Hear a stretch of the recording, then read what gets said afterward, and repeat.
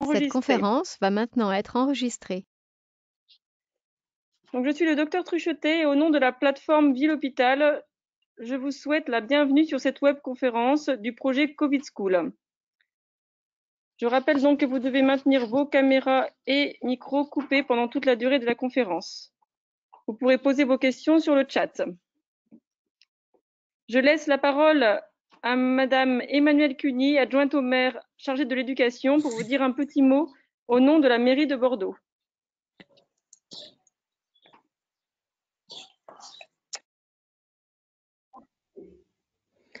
Bonjour à toutes et à tous. Au nom du maire de Bordeaux, je remercie l'ensemble des professionnels de santé de la plateforme Ville Hop Covid-19 de cette belle initiative. La ville de Bordeaux soutient le projet Covid School qui a une véritable expertise multidisciplinaire. Cette expertise va permettre ce soir d'informer, d'expliquer et de rassurer les familles dont les enfants vont retourner à l'école afin que cette rentrée se fasse dans la sérénité et la confiance. Je vous renouvelle tous mes remerciements et vous souhaite une bonne visioconférence. Merci beaucoup. Je laisse maintenant la parole au professeur Dehaye pour l'ARS Nouvelle-Aquitaine. Oui, bonsoir Marie-Lise, bonsoir à Emmanuel et bonsoir à toutes et tous.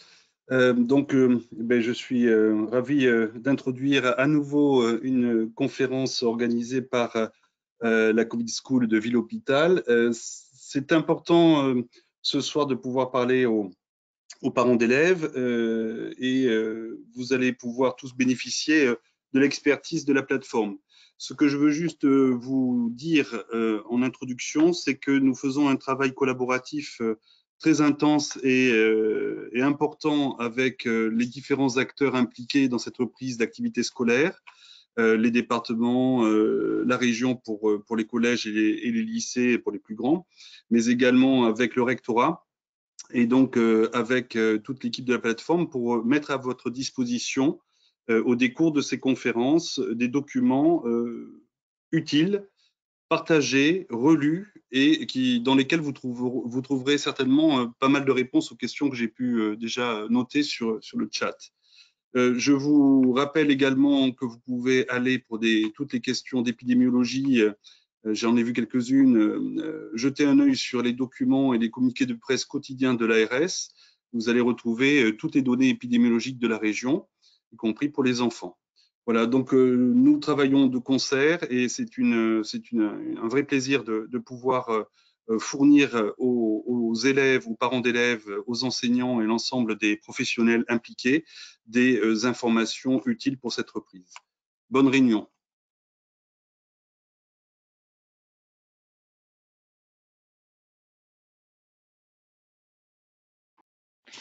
Merci beaucoup.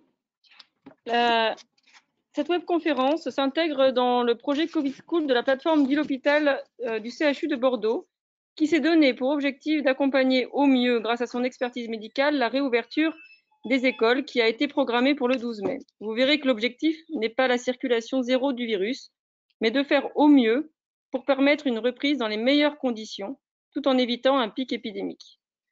Alors, voici très rapidement le déroulé de la conférence. En premier, vous écouterez le docteur Barbara Ross, qui est réanimatrice pédiatre et qui va vous présenter l'épidémiologie de la maladie. Puis, vous écouterez le docteur Caroline Bervas, qui est pharmacien hygiéniste au CEPIAS, qui vous parlera des modes de transmission et des mesures de prévention de la transmission. Ensuite, ce sera le docteur Johanna Clay, pédiatre libérale, spécialiste en rhumatologie pédiatrique et présidente du groupement des pédiatres de Gironde, qui vous donnera les signes cliniques et les raisons de la sortie du confinement. Ensuite, le docteur Marion Favier, infectiologue pédiatre aux urgences pédiatriques, vous parlera de la conduite à tenir devant un enfant ou enseignant suspect de Covid-19. Et enfin, Madame le docteur Johanna Clay fera une courte conclusion, pardon. Je vous souhaite une bonne conférence.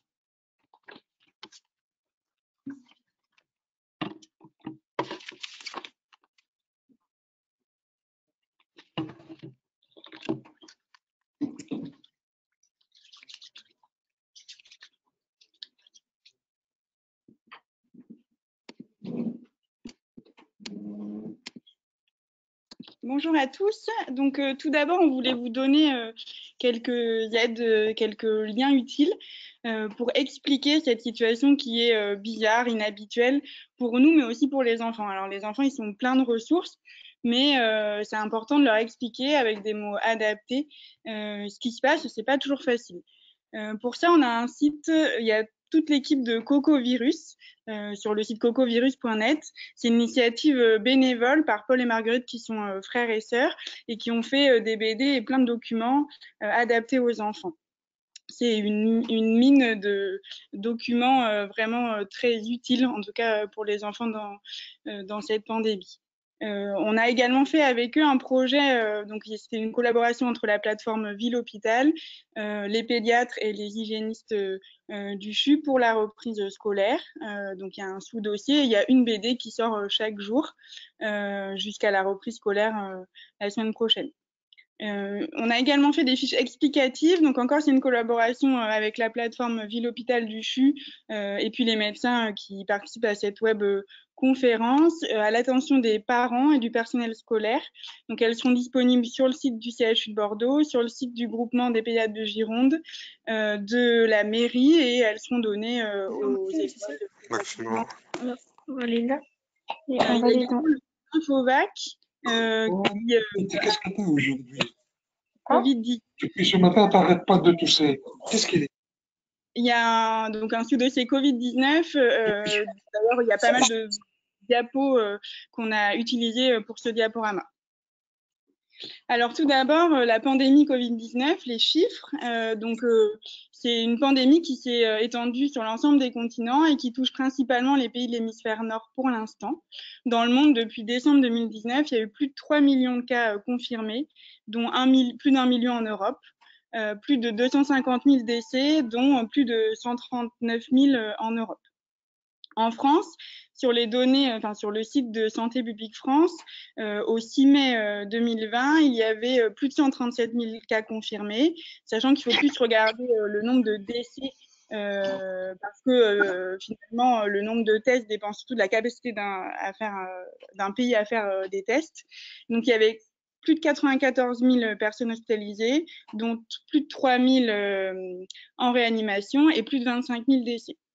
En France, il y a des disparités selon les régions. En Nouvelle-Aquitaine, on est une région qui est peu touchée, avec sur la carte un taux de positivité de moins de 5% et des services de réanimation qui ne sont pas saturés. Alors, pour comprendre cette pandémie, il faut tout d'abord comprendre ce qu'on appelle le R0. Le R0, c'est le taux de reproduction des maladies infectieuses. En gros, c'est le nombre moyen de personnes qu'une personne contagieuse peut infecter. En l'absence de toute mesure barrière, le R0 qui a été évalué pour le SARS-CoV-2, le coronavirus, est de 2,3. On voit sur le tableau en bas à droite que c'est beaucoup moins que la rougeole ou la varicelle, mais que c'est plus que la grippe. Ce R0, il permet également de calculer le pourcentage de population immunisée nécessaire pour arrêter l'épidémie. Et ce pourcentage, il est estimé pour le coronavirus de 60 à 70%. Donc, à quoi ont servi les mesures barrières et le confinement, en sachant que le confinement, c'est finalement la mesure extrême de la distanciation sociale. Ça a permis de diminuer ce R0, de diminuer le nombre de personnes contacts qu'on pouvait infecter si on était nous-mêmes contaminés. Début mai, après le confinement de la population, on a pu voir ça nous a permis de diminuer le pic. Vous avez entendu beaucoup dans les médias ce terme. En fait, la diminution du pic épidémique, ça permet de diminuer le nombre de malades en même temps et de diminuer l'afflux massif de malades, notamment graves, c'est-à-dire de ne pas saturer les services de réanimation et d'être en tout cas en dessous de la capacité maximale des hôpitaux. Par contre, l'Institut Pasteur a comme projection pour l'immunisation de la population que 5%. C'est-à-dire que 5% de la population serait immunisée au 11 mai. Donc, ce que ça veut dire, c'est que le virus sera toujours présent le 11 mai et qu'il faut poursuivre ces mesures barrières. Alors maintenant, on va s'intéresser un peu plus à la maladie Covid-19 et aux enfants. Les données en pédiatrie sont plutôt rassurantes. D'abord en Chine, en Italie, puis ça se confirme en France et dans les autres pays touchés. On voit qu'il y aurait 10 000 fois moins de décès. En France, il y a 3 décès qui ont été rapportés et un seul pour les moins de 10 ans. Il y a 1000 fois moins de formes graves dans le réseau Épicentre qui a finalement recensé tous les cas de Covid-19 hospitalisés en réanimation pédiatrique. Il n'y avait que 48 cas sur tout le territoire. Il y a 100 fois moins d'hospitalisations, moins de 1% des enfants testés positivement au Covid-19 ont été hospitalisés en France, 10 fois moins de malades et 3 à 5 fois moins de PCR positifs. Si on s'intéresse maintenant à la notion de transmissibilité et de contagiosité, on voit que contrairement à d'autres virus respiratoires, comme la grippe, qu'on connaît plutôt bien, l'enfant serait plutôt un mauvais transmetteur. En effet, les enfants auraient un rôle modeste dans la dynamique de l'épidémie. Parmi les enfants hospitalisés, d'ailleurs, l'immense majorité ont été contaminés par un adulte de leur entourage. Donc pour essayer d'étayer ces déclarations, on va prendre plusieurs exemples qui sont essentiellement des analyses de cas rétrospectives. Donc le premier exemple, c'est à Crépy-en-Valois, donc un enseignant qui a été infecté et qui est décédé du Covid-19. Et donc ils ont testé a posteriori, ils ont fait des sérologies à tous les enfants et les personnes contacts de cet enseignant. Ils se sont rendus compte que le pourcentage d'enfants ayant une sérologie positive était nettement inférieur à celui des adolescents et des adultes contacts de cet enseignant.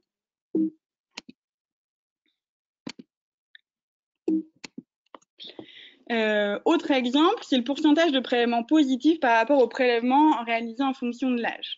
On voit dans différents pays, et c'est parlant en Islande parce qu'ils ont fait beaucoup de tests là où les écoles n'ont pas fermé d'ailleurs, que les PCR sont beaucoup moins souvent positifs chez les moins de 10 ans. Même si, quand les enfants ont une PCR positive, on ne dit pas le contraire, la charge virale ne semble pas différente de l'adulte. On précise cela notamment par rapport à l'étude allemande qui est sortie dans la presse grand public ces derniers jours.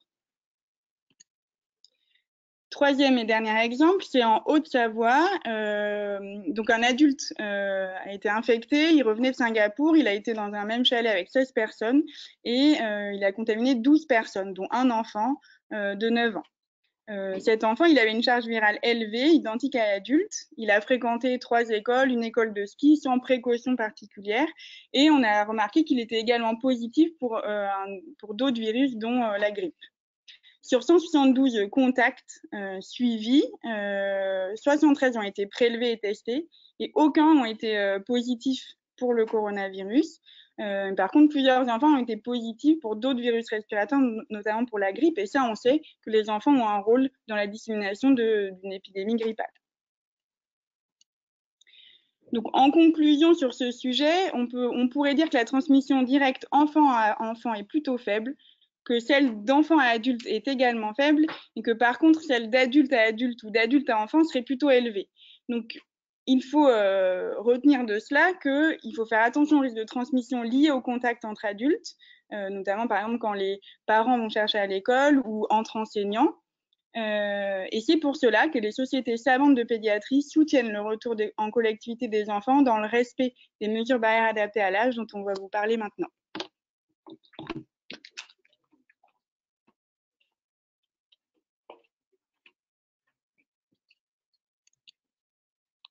Bonjour à tous.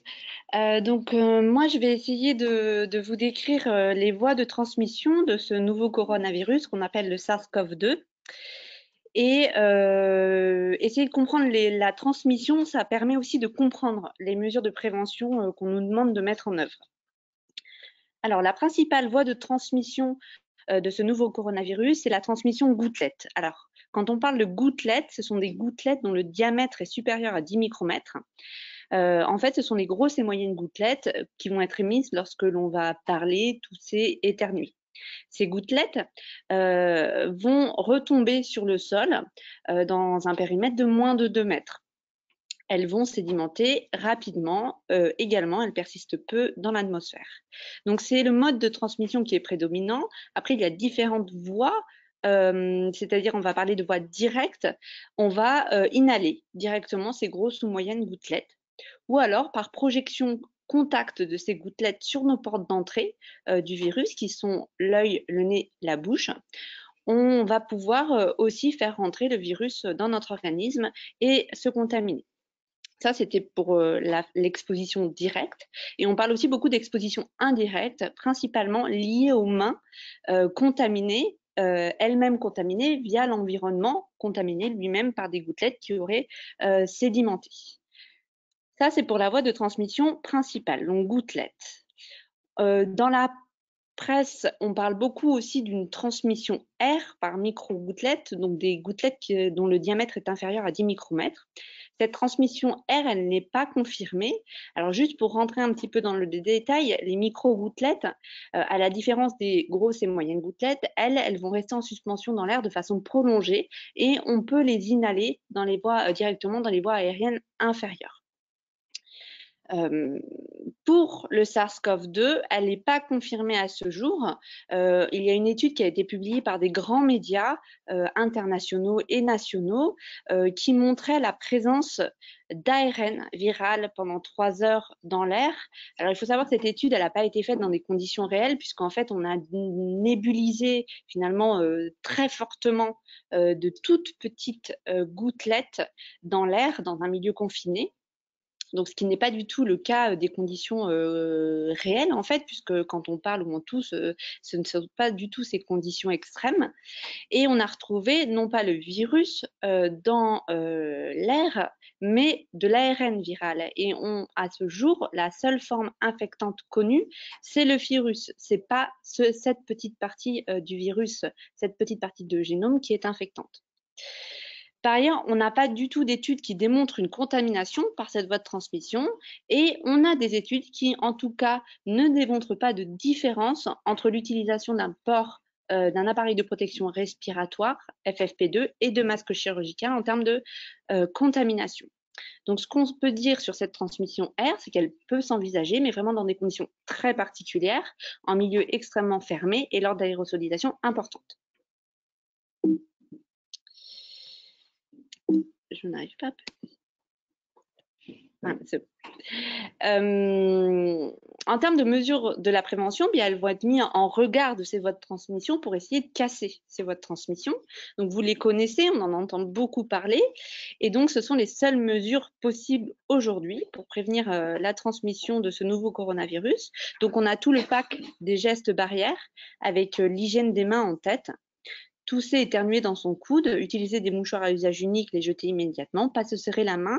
Et quelque chose qu'on voit peu apparaître et que j'ai rajouté, c'est vraiment limiter le contact de ses mains avec son visage et notamment ses portes d'entrée, puisque c'est comme ça qu'on va se contaminer, c'est en touchant notre œil, notre nez, notre bouche avec nos mains contaminées. Ces gestes barrières, c'est des choses qui sont connues et qui ne datent pas du nouveau coronavirus, puisqu'on en parle depuis quelques années maintenant pour prévenir notamment tout ce qui est épidémie grippale. Ce qui est un peu plus nouveau pour nous, c'est le concept de distanciation sociale. L'entretien des locaux, là, ce n'est pas nouveau, c'est quelque chose, locaux matériels, qui est déjà fait dans les collectivités, à l'hôpital, etc. Et on a aussi, ce qui est nouveau, le port de masque selon les circonstances. Donc, il faut se rappeler que ces mesures barrières, notre rôle collectif à tous, chacun d'entre nous, est majeur. C'est un peu la maxime « un pour tous et tous pour un » d'un auteur connu. Et nous, en tant qu'adultes, et moi la première en tant que parent et vous en tant que parents, on a un rôle d'exemplarité pour nos enfants. Donc, ce qu'on fera, ils auront beaucoup de chances de le faire aussi.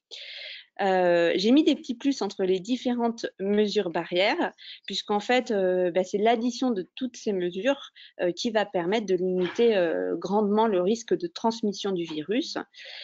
À savoir que le risque zéro n'existe pas et que même si on applique strictement toutes ces mesures, on n'élimine pas le risque complet de transmission. Alors, les mesures de distanciation, il faut bien se rappeler que le virus ne circule pas seul. C'est nous qui le transportons et qui pouvons le transmettre. D'ailleurs, sans même le savoir, puisqu'on parle beaucoup de porteurs asymptomatiques, etc. Donc, en s'écartant les uns des autres, d'au moins 1 mètre, on limite cette transmission par gouttelettes directes, puisque les gouttelettes vont sédimenter dans un périmètre autour de la personne qui les émet. Donc, on va limiter la transmission et cet écartement, cette distanciation sociale va permettre aussi de limiter le nombre de contacts. Je vous ai mis en parallèle ce qui est proposé, différentes mesures qui sont proposées dans le milieu scolaire, qui sont des mesures de distanciation, comme échelonner les arrivées et les sorties pour éviter de se regrouper, accueillir des petits groupes, espacer les bureaux et éviter le croisement des classes. Une des mesures phares pour se protéger votre foyer et protéger les autres, la communauté, c'est l'hygiène des mains. Les mains, on le sait, elles peuvent être contaminées directement à partir des sécrétions respiratoires ou des gouttelettes. Donc, je vais toucher mon œil, mon nez, ma bouche, ma main va être contaminée et je vais pouvoir aller toucher les surfaces avec mes mains contaminées, contaminer l'environnement. Les virus présents sur les objets et surfaces, ils ne vont pas venir tout seuls. Ils ne vont pas nous contaminer tout seuls. Il va falloir que nos mains soient en contact avec ces surfaces contaminées et que nos mains l'apportent sur nos portes d'entrée. C'est comme ça que le virus pourra rentrer dans notre corps. L'hygiène des mains, elle est très efficace pour éliminer le virus des mains, que ce soit le lavage au savon doux liquide ou que ce soit avec un produit hydroalcoolique. On va parler alors de friction hydroalcoolique. Dans le milieu scolaire, il est demandé plutôt de privilégier le lavage des mains et de s'essuyer les mains avec un essuie-mains à usage unique. Les produits hydroalcooliques qui peuvent être utilisés. Pour les plus jeunes d'entre nous, ils doivent être faits sous la responsabilité d'un encadrant et voir si les règles d'utilisation par l'enfant sont respectées. Le produit hydroalcoolique en lui-même, enfin la friction hydroalcoolique n'est pas dangereuse pour l'enfant, même les plus jeunes. Ce qui est dangereux, c'est les risques de projection, d'inhalation ou d'ingestion de ce produit. Ce qui est important, que ce soit dans votre foyer ou à l'école, c'est de ritualiser des moments autour de l'hygiène des mains et d'essayer d'identifier des moments clés où c'est important de la réaliser. Donc, on va par exemple pour la maison, allant à l'arrivée dans la maison, avant de sortir de la maison. Pour les écoles et pour votre foyer, c'est après être allé aux toilettes, avant et après les repas. Ou alors après des gestes qui ont pu contaminer les mains, par exemple de la toux, de l'éternuement, s'être mouché. À l'école, il est indiqué plusieurs moments clés, notamment avant les pauses, avant et après les pauses. En arrivant dans l'établissement et avant de sortir de l'établissement, avant d'entrer en classe, après être sorti de la classe. Juste une diapo sur les gants, puisque on en voit beaucoup dans l'espace public. Les gants sont vraiment à proscrire. En fait, ils ne protègent ni nous-mêmes, ni les autres. Les gants, dans le cadre de la prévention de ce nouveau virus, sont inutiles et dangereux. Inutiles parce qu'il n'y a pas de transmission cutanée de ce virus. Donc, si on en a sur la peau, il ne va pas passer la barrière cutanée et nous contaminer. Les gants, ils sont faits dans des matières, en vinyle, en latex, qui se contaminent très rapidement et il n'y a pas d'entretien possible. On ne peut pas laver ces gants et on ne peut pas réaliser de friction hydroalcoolique avec les gants. Donc, ils empêchent aussi l'hygiène des mains et ils vont faciliter la diffusion du virus dans l'environnement. Donc, en regard de tout ça, les gants, ils sont utilisés vraiment dans leur cadre habituel, en milieu scolaire et de façon générale. Alors, en milieu scolaire, on va penser aux professionnels de la cuisine, aux professionnels de l'entretien. Les professionnels de santé les utilisent quand ils sont en contact avec des produits biologiques, que ce soit le sang, l'urine ou les selles. Se protéger et protéger les autres, le port de masque. Donc, le port de masque, il a un intérêt collectif puisqu'il va permettre de limiter la projection de gouttelettes par celui, par exemple, qui parle. Donc, si j'ai un masque là, moi, ça va permettre d'emprisonner les gouttelettes que j'émets dans mon masque. Ça va permettre ainsi de limiter la transmission directe, que ce soit par inhalation ou que ce soit par projection. Le masque, il va permettre aussi de limiter la contamination de l'environnement autour de moi quand je le porte. Et un intérêt aussi du masque, c'est qu'il va limiter les contacts de mes mains avec les portes d'entrée que sont le nez et la bouche. Il aura aussi un intérêt pour soi-même puisque la barrière agit dans les deux sens, la barrière du masque, et elle va pouvoir limiter la projection ou l'inhalation de gouttelettes. Mais on sait très bien que c'est celui qui le porte, c'est celui qui le porte qui va être le plus efficace, le plus efficace pour limiter les gouttelettes. D'où l'intérêt que ce soit collectif. Le masque, c'est bien, mais ça peut des fois être plus dangereux qu'autre chose si on l'utilise pas bien et peut être à risque de contamination. Donc, il y a des règles d'utilisation qui sont détaillées ici, mais je ne vais pas en parler maintenant. Donc, au total, le masque, il est à utiliser selon les circonstances et selon le respect des règles d'utilisation. Quand on ne peut pas respecter la distanciation sociale, par exemple, quand il y a des lieux confinés avec des fortes fréquentations et quand on a présence de signes cliniques d'infection respiratoire. À l'école, il va être indiqué pour les enseignants et les encadrants lors des temps de classe et lors des autres temps quand il n'y a pas de possibilité de respect de la distanciation sociale.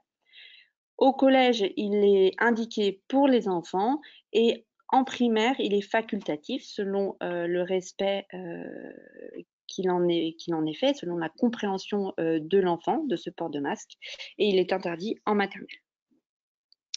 Juste une diapo pour rappeler les différents types de masques disponibles, leur capacité filtrante, et vous parler des masques barrières alternatifs ou grand public, surtout puisque c'est la nouveauté pour nous. Il existe 3 catégories et ces 3 catégories sont normalement répondre à des exigences d'efficacité. Il y a notamment les 2 premières catégories qui sont testées par la Direction générale de l'armement et qui doivent faire la preuve de leur performance. Il y a aussi tout ce qui est masque fait de confection artisanale ou do it yourself, qui lui est non testé, mais qui répond à des spécifications bien précises dans un guide AFNOR. Une diapo sur le port de visière de protection et la mise en place de plexiglas, puisqu'on le voit beaucoup au quotidien, que ce soit dans les grandes surfaces ou dans d'autres magasins. Alors, la visière, c'est une protection essentiellement individuelle. Elle n'a pas du tout la même place que le masque. En fait, son intérêt premier, ça va être de se protéger soi et des autres des projections directes de gouttelettes. Elle va avoir aussi une protection de soi des contacts des portes d'entrée ou du masque avec les mains contaminées. Le plexiglas également, c'est une protection essentiellement individuelle et ça va être une protection des projections directes de gouttelettes. On va pouvoir aussi, quand on est d'une part ou l'autre de son environnement, protéger l'environnement autour des gouttelettes des autres. Mais en aucun cas, ça ne protège, quand on ne respecte pas la distanciation sociale, celui qui le porte de l'inhalation de gouttelettes, les personnes autour de l'inhalation de gouttelettes et la contamination de l'environnement. Donc c'est vraiment un dispositif qui n'a pas du tout la même finalité que le masque.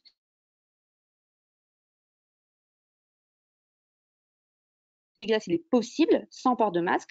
Donc le port de visière est la mise en place de plexiglas, mais sous certaines conditions, sous condition de respecter la distanciation sociale, si on ne le manipule pas ou si on fait une hygiène des mains en suivant, et c'est un équipement supplémentaire, donc il va falloir aussi l'entretenir de façon régulière et adaptée. La protection par l'entretien des locaux et du matériel, alors on sait qu'il y a un rôle de la contamination de l'environnement, mais via les mains, c'est-à-dire que l'environnement va être contaminé et on va contaminer nos mains contaminées vont être amenées sur nos portes d'entrée, on va se contaminer comme ça. Les coronavirus et le nouveau coronavirus, ce sont des virus enveloppés, dits fragiles, c'est-à-dire qu'ils ont peu de résistance et en tout cas quand on va venir les chatouiller un petit peu, ils vont très facilement s'éliminer. Donc, on va rester sur des procédures d'entretien classiques qui sont efficaces pour éliminer le virus. On nous pose beaucoup la question de la survie dans l'environnement de ce virus et c'est quelque chose qu'on ne peut pas répondre de façon tranchée sur ça puisque ça va dépendre du type de surface et sur la puce en dessous, je vous ai mis des études qui sont faites soit sur des coronavirus, soit sur le nouveau coronavirus et on voit bien qu'on a une différence de survie sur le support avec finalement une survie plus prolongée sur certains supports comme le plastique ou le bois que sur par exemple le cuivre ou les cartons papier. Et surtout, ça va dépendre des conditions environnementales. Le taux d'humidité, la température, la quantité de liquide biologique, la concentration virale initiale. Donc vraiment, c'est quelque chose où on ne peut pas répondre de façon formelle. Et en pratique, pour éviter la contamination à partir de l'environnement, la barrière principale, c'est l'hygiène des mains et l'entretien régulier de l'environnement. Donc avec l'école, il est indiqué de pratiquer un entretien à minima quotidiennement avec une fréquence renforcée pour tout ce qui est point de contact avec les mains. De même pour le matériel scolaire, il est demandé de veiller à un entretien adapté. Voilà, donc je vous ai remis le petit schéma pour vous montrer les voies de transmission et là, on va essayer d'agir pour casser ces voies de transmission. Donc au total, en milieu scolaire, il va falloir acquérir ces mesures barrières qui pour certaines ne sont pas innées.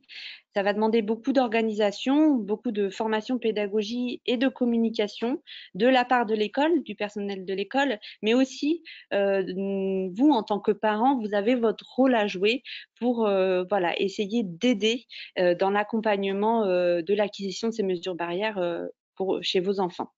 On sait très bien qu'il y aura une période d'adaptation qui sera compliquée pour l'école, pour les enfants, pour vous.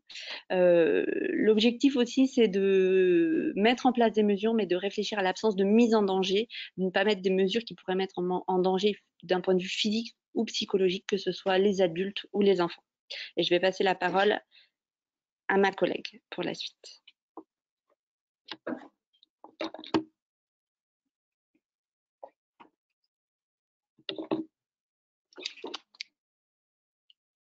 Bonjour à tous. Donc, je vais vous parler des présentations cliniques chez l'enfant. Donc, beaucoup d'enfants, vous le savez, ont soit pas beaucoup de symptômes ou parfois même pas de symptômes. Quels symptômes peut-on retrouver dans cette maladie Covid-19?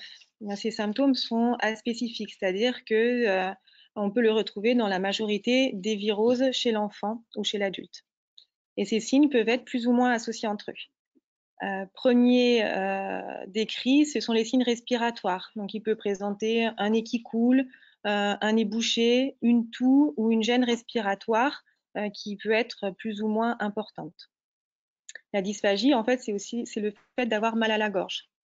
Les enfants peuvent présenter également de la fièvre avec des signes d'accompagnement qui sont en fait des signes de syndrome grippal, c'est-à-dire céphalée, des myalgies, une fatigue, ils mangent un petit peu moins bien aussi, ils peuvent avoir des frissons, des marbrures, des lèvres bleues, des choses comme ça aussi. Donc ça, c'est le signe de mauvaise tolérance de la fièvre qui doivent faire consulter, comme dans les autres cas de fièvre aussi mal tolérée s'il y en a. L'enfant peut également présenter de la diarrhée ou des vomissements, des éruptions cutanées diverses, j'en parlerai de quelques-unes par la suite, ou aussi des conjonctivites. Ce qui est important de savoir, c'est qu'à l'heure actuelle, les enfants, donc comme ma collègue vous a dit, c'est pas eux qui étaient le plus transmetteurs, hein, c'était un adulte qui avait contaminé les enfants. Et à l'heure actuelle, ce sont les parents qui ont contaminé les enfants. Nous avons donc des présentations cliniques un peu particulières dont je voulais refaire un petit point dessus. Donc, en pédiatrie, de tout temps, tout nourrisson de moins de 3 mois avec de la fièvre doit être hospitalisé systématiquement. En fait, cette population-là a pu être bien dépistée parce que tout enfant hospitalisé pour de la fièvre avait un test pour rechercher la maladie Covid-19. Et donc, chez ces nourrissons, il y a eu une proportion qui était positive, c'était normal, mais il n'y a pas eu de cas graves. Donc ça, c'est important. Et c'est la meilleure population pédiatrique qui a pu être dépistée. Alors, tout le monde maintenant connaît les termes d'anosmie, agueusie, donc perte de l'odorat, perte du goût, d'apparition brutale, sans rhinopharyngite. Ça, ce sont des symptômes qui sont difficilement verbalisables par les petits. Donc, ce sont des choses où les ados pourront vous le signaler. Et puis, donc, on a aussi des cas d'éruption cutanée un petit peu particulières, donc on appelle acrocyanose, donc c'est les extrémités qui sont violettes, bleutées, et les engelures, donc c'est aussi une atteinte au niveau des extrémités. Ce type de manifestations cutanées sont toujours associés à d'autres symptômes en faveur de la maladie Covid-19, mais néanmoins, c'est absolument pas spécifique de cette pathologie-là parce qu'on le retrouve dans bien d'autres circonstances aussi. Et puis, en tant que rhumatopédiatre, je vous parle maintenant de ce qu'on entend partout et des vascularites qui ressemblent à la maladie de Kawasaki et des myocardites. En fait, il faut bien comprendre que ces manifestations-là sont bien connues chez l'enfant dans notre communauté pédiatrique, qu'en fait, ça arrive habituellement chaque année aussi, notamment dans certains virus comme la grippe. Ces vascularites sont une réaction inflammatoire en fait de notre corps. Donc ça, vous avez entendu parler des fameuses réactions auto-inflammatoires, orage cytokinique, mais ce sont des choses en fait que l'on peut retrouver avec bien d'autres virus. Je pense que cette alerte, entre guillemets, a été surtout importante pour informer le corps médical, comme ça a été le cas quand on nous a alertés aussi pour dire attention, il n'y a pas que des signes respiratoires, on peut avoir aussi des signes digestifs, il peut y avoir aussi une éruption cutanée, ce qui a permis aussi de mieux diagnostiquer cette pathologie-là. Et puis, c'est important que le corps médical soit informé parce qu'en fait, ces enfants, quand ils sont pris en charge, on a des traitements en fait qui sont efficaces. Donc, en aucun cas, ça ne remet en cause la sortie progressive du confinement. Et je vais laisser la parole au docteur Fèvre.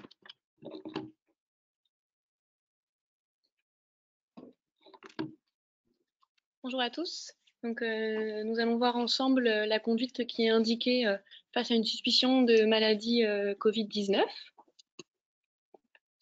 Donc, si votre enfant présente des signes pouvant faire suspecter une maladie Covid-19, de la toux, une fièvre, des diarrhées, des vomissements, il est important déjà que vous puissiez rassurer votre enfant, expliquer qu'effectivement il est malade, mais qu'on va l'aider à se soigner et faire tout ce qu'il faut avec lui. Donc, comme pour toute maladie, toute affection, s'il présente des signes de gravité, donc là en particulier des malaises, ou une détresse respiratoire avec une respiration très rapide, bruyante, ou qu'il n'est pas bien du tout, vous pouvez appeler le 15 qui vous aidera dans votre conduite à tenir. Et après, sinon, ce qui vous est indiqué, c'est de contacter votre médecin traitant, ou plus particulièrement le médecin de votre enfant. Et celui-ci, du coup, organisera une téléconsultation ou une consultation.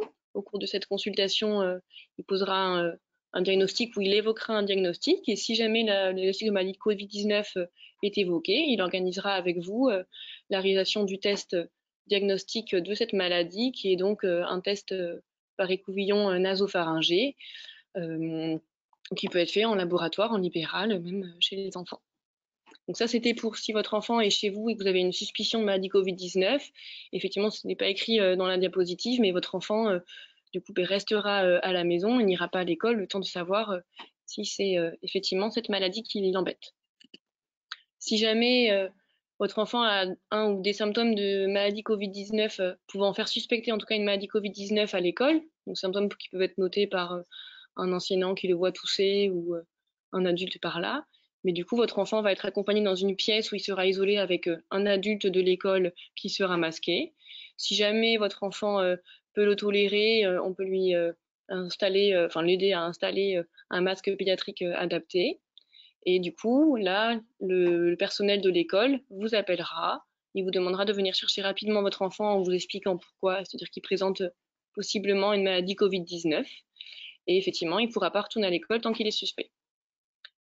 Et comme sur la précédente diapositive, il vous sera alors indiqué de contacter le médecin traitant de votre enfant et celui-ci organisera la consultation ou la téléconsultation et un test de diagnostic sera fait si effectivement la maladie Covid-19 est suspectée. Et si jamais, du coup, il s'agit bien d'une maladie Covid-19 et que le résultat donc de cette PCR, qui est donc la recherche du Covid-19 au niveau des sécrétions nasopharyngées de votre enfant, est positif, quoi faire? Pour votre enfant, déjà, il va être indiqué qu'il soit isolé du coup pendant 14 jours, le temps qu'il ne puisse plus transmettre ce virus. Et pendant cet isolement, du coup, il sera à la maison avec la famille du coup qui sera isolée, ou alors il pourra peut-être proposer un lieu dédié qui est pour l'instant en attente, où il pourrait être du coup dans un hôtel avec un adulte l'accompagnant. Et du coup, durant cet isolement, les mesures d'hygiène seront à appliquer avec les mesures barrières, etc., selon ce que vous arrivez à faire. Et donc, bien sûr, comme devant tout enfant qui est malade, on peut lui proposer du paracétamol si jamais il est très inconfortable, douloureux et qu'il n'est pas bien.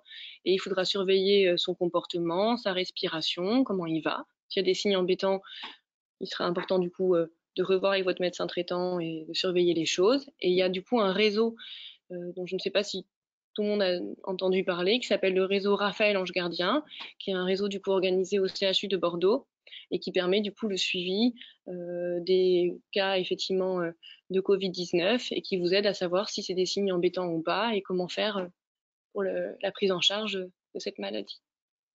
Et donc là, ça c'était pour votre enfant qui est malade et pour l'aider le temps qu'il guérisse. Et puis pour l'école, du coup, votre enfant était à l'école et en contact avec des gens, même avec les mesures barrières les mieux faites possibles.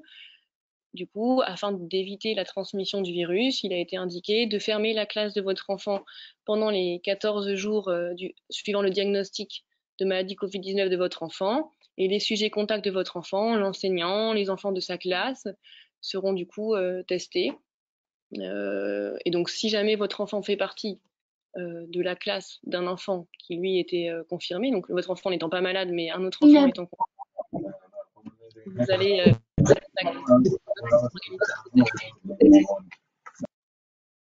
et si jamais du coup le test Covid-19 était négatif chez votre enfant et que du coup votre enfant n'a pas de maladie Covid-19, qu'il a peut-être une autre maladie, peut-être qu'il aura d'autres choses qui auront besoin d'être traitées ou de ne pas aller à l'école. Mais en tout cas, la remise en collectivité du coup ne sera pas contre-indiquée, ce sera à l'appréciation du médecin. Et l'école n'aura pas nécessité de fermer la classe et n'aura pas du coup de surveillance ou de tests particuliers à faire pour les sujets contacts. Donc, une chose que je n'ai pas écrite sur ces diapositives, c'est si jamais il s'agit d'un enseignant qui aurait du coup une maladie Covid-19 confirmée. Imaginons l'enseignant de votre enfant a malheureusement une maladie Covid-19 confirmée, donc il sera pris en charge correctement et vous serez aussi informé de ce diagnostic. Votre enfant sera surveillé, on verra s'il y a des symptômes qui apparaissent, il sera aussi testé et la classe de l'enseignant sera fermée. Donc, un petit récapitulatif que vous pourrez revoir si jamais à un moment vous savez plus où vous en êtes sur les choses, selon comment va votre enfant. C'est si jamais il y a des symptômes donc faisant suspecter une maladie Covid-19, contactez votre médecin traitant, rassurez votre enfant, soyez avec lui comme à chaque fois qu'il est malade. Il y aura un test qui sera fait. S'il est malade, on l'aidera le temps de se soigner et il y a ce réseau Raphaël Ange Gardien qui aide. Et si jamais du coup effectivement, il était à l'école avec sa classe qui sera fermée et les sujets qui seront testés. Si votre enfant n'a pas de maladie Covid-19, il peut avoir autre chose, il va être pris en charge correctement et la classe continuera son cours. Voilà. Je vais maintenant laisser la parole de nouveau au Dr Clé pour la suite.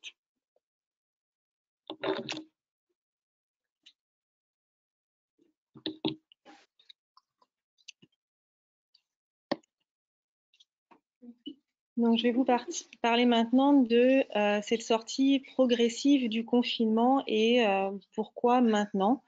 À mon avis, ça sera la même chose maintenant ou en septembre, puisque vous l'avez compris, il va falloir qu'on apprenne à vivre avec ce virus. Et vous allez voir, le confinement a aussi beaucoup d'effets négatifs s'il perdure dans le temps. Donc, c'est pas que nous qui disons ça, on s'appuie sur des données nationales avec notamment nos grandes sociétés de pédiatrie, l'AFPA, la Société française de pédiatrie, et puis les infectiologues aussi, donc pédiatres, donc ça c'est le GEPIP et Infovac dont on vous a parlé aussi. Et puis il y a eu aussi des réunions, des webconférences internationales avec des pédiatres aussi, qui ont réuni plus d'1 million de personnes connectées. Et tous le disent, le confinement a des effets négatifs. Je me suis permise aussi de vous rajouter le site Mpédia. C'est un site qui est fait par les pédiatres pour répondre aux questions des parents. Le confinement, très clairement, il a un impact familial et personnel qui est majeur. En premier lieu, l'accès à l'éducation qui est disparate et ça, les enseignants le savent bien, ils s'en sont bien rendus compte. Pourquoi? Parce que la gestion et l'accès à Internet, ce n'est pas la même dans chaque famille. Il peut y avoir aussi une barrière de la langue. Et puis, il ne faut pas oublier qu'il y a plusieurs enfants dans chaque classe qui ont des troubles neurodéveloppementaux. Et je parle plus particulièrement, je pense plus particulièrement aux troubles du spectre autistique, aux troubles déficitaires de l'attention et aux troubles des apprentissages qui sont quand même extrêmement fréquents et qui sont pas toujours simples à gérer dans une famille au quotidien. À côté de ça, on note une diminution aussi des dépenses essentielles partout dans le monde, dans certains foyers, notamment les dépenses liées à la santé et à l'alimentation. L'alimentation, ça reste quand même un besoin vital. On note une nette augmentation des violences intrafamiliales sur les enfants et sur les femmes. Allo Enfance en danger, le 119, c'est une plateforme d'aide de l'enfant qui est mis en danger, mais aussi les parents peuvent appeler pour demander de l'aide. Ça, je pense que c'est important de le savoir. Dans les dernières conférences, on disait qu'il y avait 20% d'augmentation des chiffres. À l'heure actuelle, on est à plus de 90% d'augmentation des appels sur la plateforme. En d'autres mots, en fait, par rapport à l'année dernière, il y a 2 fois plus d'appels sur la plateforme 119 et il y a 2 fois plus d'appels aussi sur le 3919 qui est le site des violences faites aux femmes. Et il y a également 5 fois plus de signalements que l'année dernière. D'où l'intérêt des plateformes aussi de soutien psychologique comme on peut l'avoir en Gironde, par exemple Covid Psy 33. Dans toutes les familles, donc, on note très clairement une diminution de la qualité de surveillance des enfants. Et c'est pas possible autrement parce que toutes les familles ont une perturbation de leur rythme de vie avec notamment le télétravail. Et c'est pas possible de surveiller correctement un enfant quand on est en télétravail. De plus, beaucoup de personnes, adultes, enfants aussi, se plaignent de troubles du sommeil. Donc ça aussi, ça a diminué la qualité de surveillance. On note très clairement une augmentation du nombre de brûlures, d'intoxications, de traumatismes et d'appels au centre antipoison. Et puis, il peut y avoir aussi une augmentation des comportements à risque chez les ados. Très clairement, le confinement a et aura un impact psychologique important. Pourquoi? Parce qu'en fait, ce confinement a une atteinte aussi, c'est une atteinte de nos besoins essentiels qui sont de vivre avec les autres, de dormir, de faire du sport. Et ça, c'est quand même important. Et c'est pour ça qu'il faut sortir, mais doucement, du confinement. Côté un peu plus médical, on note une dégradation de l'accès aux soins, avec notamment des difficultés d'action des services de protection de l'enfance, des retards aussi de consultation, notamment par exemple pour certaines infections bactériennes qui nécessitent un traitement rapide. Les patients arrivent plus tard ou pour des interventions chirurgicales importantes comme une appendicite. Pareil, on a noté des patients adultes comme enfants qui arrivaient beaucoup plus tard que ce que ça ne devrait. On note aussi une annulation des chirurgies programmées et des consultations spécifiques de suivi. Ceci va entraîner un allongement du délai d'accès aux spécialistes et donc parfois certains diagnostics également. On note aussi, et ça c'est quelque chose qui nous inquiète en pédiatrie, et une diminution du taux de vaccination malgré les recommandations de maintenir les vaccins pour tous les enfants de moins de 2 ans. En pédiatrie, nos consultations étaient maintenues. On voyait pendant le confinement absolu tous ces enfants-là parce que c'est important de maintenir ces vaccins. Pourquoi? Parce qu'il y a un risque de réémergence de maladies potentiellement graves, voire mortelles, chez vos enfants. Je parle des coqueluches, des méningites ou de la rougeole. Alors maintenant, je vais vous parler sur cette diapo du confinement. Très clairement, en mars, c'était important que ce confinement soit absolu. Pourquoi? Parce que sur cette courbe que vous connaissez tous, il y avait une augmentation inquiétante du nombre de cas et donc un risque de saturation et au niveau des services d'urgence et de réanimation. Et même, on avait peur de ne pas pouvoir accueillir tout le monde dans ces services-là. Donc le confinement a réellement eu un effet très positif là-dessus, comme a pu le dire aussi mes collègues précédemment, puisque on a une nette diminution à l'heure actuelle du nombre de cas et aussi donc, ce fameux R0 qui a pu bien diminuer. Mais maintenant, le confinement, eh ben, la balance est en train de pencher très clairement sur les côtés négatifs. Et donc, du coup, c'est pour ça qu'il faut sortir progressivement. Le risque maintenant, il est assez bas pour qu'on puisse se permettre de faire ça, de sortir progressivement du confinement. Donc, vous avez bien compris, il va falloir en sortir, je le répète encore une fois, progressivement et en fonction de l'évolution de la pandémie. Et donc, il va falloir, vous, comme moi, comme mes collègues, une réadaptation permanente des recommandations en fonction de l'évolution des données épidémiologiques. Alors, beaucoup d'enseignants, de médecins scolaires, de médecins se posent, et de parents évidemment, se posent des questions par rapport aux enfants avec des pathologies chroniques. Toutes les informations de tous les collèges de pédiatrie sont sur le site de la Société française de pédiatrie. Très clairement, aucune société de pédiatrie ne dit qu'il ne faut pas que les enfants retournent à l'école. Ils sont pour un retour global de tous les enfants.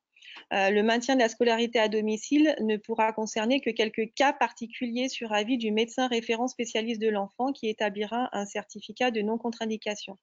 Ça veut dire quoi? Ça veut dire qu'un enfant qui a un asthme, parce que c'est ça qui est souvent le plus fréquent dans les écoles, un enfant qui a un asthme et qui est suivi par son médecin généraliste, son pédiatre ou même un pneumopédiatre en ville, très clairement, il n'a pas un asthme sévère et donc il n'y a pas de contre-indication pour retourner à l'école. Ce sera uniquement les cas très sévères, un enfant par exemple qui a besoin de l'oxygène, qui a une insuffisance respiratoire, une insuffisance cardiaque, mais pas le diabétique qui a son diabète qui est équilibré, pas les enfants qui ont en rhumatologie par exemple des traitements immunosuppresseurs et qui vont bien. Voilà, donc s'il y a un doute, il faut que vous en référez au surspécialiste de votre enfant. Et donc pareil, il n'y a pas de certificat à faire de non-contre-indication en retour en collectivité parce qu'on commence à voir en pédiatrie des demandes de ce type-là.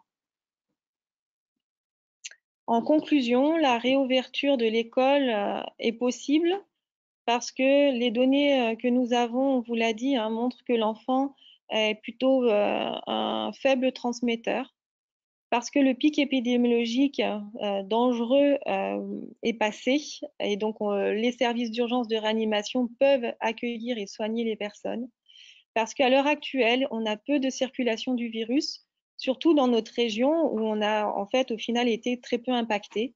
Et puis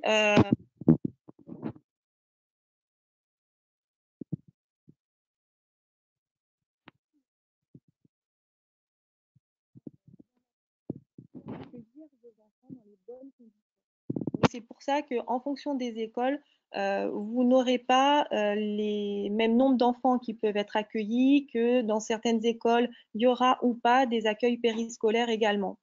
Donc très clairement, si on veut que ça marche, il faut qu'il y ait une transparence entre l'école et les parents. Cette relation de confiance, elle est importante pour un bon fonctionnement et une bonne sortie du confinement, comme une relation de confiance entre médecins et patients, donc parents pour la pédiatrie avec nos petits patients.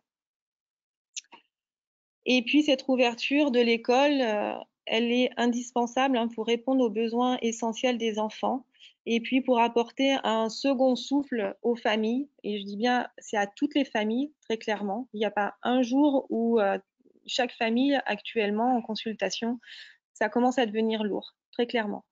Et c'est aussi une issue de secours pour d'autres familles et probablement plus que ce qu'on ne croit. Je vous remercie.